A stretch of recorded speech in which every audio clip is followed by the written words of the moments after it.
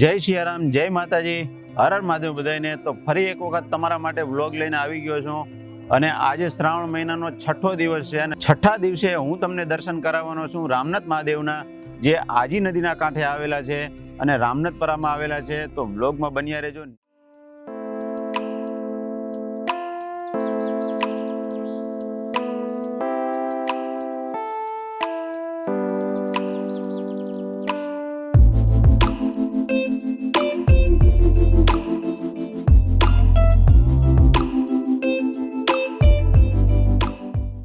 જય રામનાથ। તો અત્યારે આપણે પહોંચી ગયા છે રામનાથ મહાદેવે। તો ચાલો તમને રામનાથ મહાદેવના દર્શન કરાવીશ અને તેના વિશે શું પૌરાણિક કથા છે અહીંની, તો એ પણ તમને જણાવીશ। તો ચાલો આપણે જાશું હવે મહાદેવના દર્શન માટે। હર હર મહાદેવ।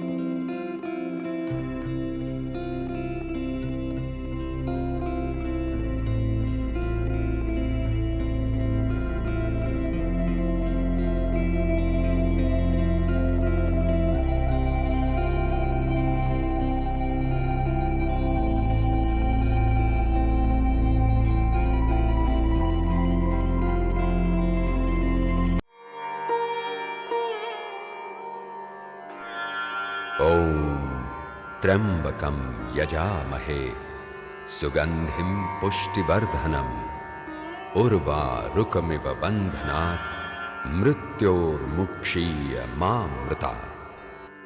ओम त्र्यंबकं यजामहे सुगंधिं पुष्टिवर्धनम् उर्वारुकमिव बन्धनात् मृत्योर्मुक्षीय। शिव का अर्थ ही है कल्याण। તો મિત્રો અત્યારે આપણે આવી ગયા છે રામનાથ મહાદેવના મંદિરે। તો રામનાથ મહાદેવનું મંદિર એક એવું પૌરાણિક મંદિર છે કે જે ઘણા વર્ષો જૂનું છે અને અહીંયા સ્વયંભૂ શિવલિંગ આવેલા છે। તો બાપુ પાસેથી આપણે થોડીક માહિતી લેશું દાદા વિશે ટૂંકમાં। બસ આ જ માહિતી દાદાનું, રાજકોટ પહેલાંનું દાદાનું પ્રાગટ્ય। તો મિત્રો રામનાથ મહાદેવની કથા એવી છે કે 500 થી 600 વર્ષ જૂનું આ મહાદેવનું મંદિર આવેલું છે, જે આજી નદીના કાંઠે આવેલું છે। અને તો અહીંયાના કહેવા પ્રમાણે કે ગાયકવાડ સરકારનો મરાઠા રાવ અહીંયા આવેલો હતો અને તેને નિયમ હતું કે સવારમાં ભોળાનાથની પૂજા કરીને પછી જ તે પાણી પીવે। તો અહીંયા જોવા પ્રમાણે ક્યાંય તેને મહાદેવનું શિવલિંગ ન દેખાણું, એટલે તો 7 થી 8 દિવસ સુધી તેને પાણી ન પીધું। એટલે મહાદેવ પોતે સપનામાં આવીને કીધું કે આજી નદીમાં જઈને ત્યાં ખોદકામ કરજે, ત્યાંથી શિવલિંગ નીકળશે। એટલે એ પોતે અહીંયા આવીને ખોદકામ કરે છે અને શિવલિંગ અહીંયા પ્રગટ થાય છે। તો અહીંયાથી શિવલિંગ નીકળી આવ્યું અને ત્યાર પછી તેને અહીંયા પૂજા કરી મહાદેવ, તે પછી તેને પાણી પીધું। તો એવું અહીંયા માનવામાં આવે છે અને શ્રાવણ મહિનાના દર ત્રીજા સોમવારે અહીંયા રામનાથ મહાદેવની પાલખી નીકળે છે, તે અહીંયા રાજકોટમાં ફેરવવામાં આવે છે। તો શિવ સમાન કોઈ દાતા નહીં, વિપત વિદારણ હાર, લજિયા મોરી રાખજો શિવ નંદી કે અસવાર. એવા જ આજના આપણા રામનાથ મહાદેવના આપણે દર્શન કર્યા છે. તો ફરી મળીશું પાછા નવા વ્લોગમાં. તો જોતા રહેજો મારી યુટ્યુબ ચેનલ નિકેશભાઈ વ્લોગ નામની છે. જય સિયારામ, જય માતાજી, હર હર મહાદેવ બધાઈને. તો વ્લોગમાં બન્યા રહેજો.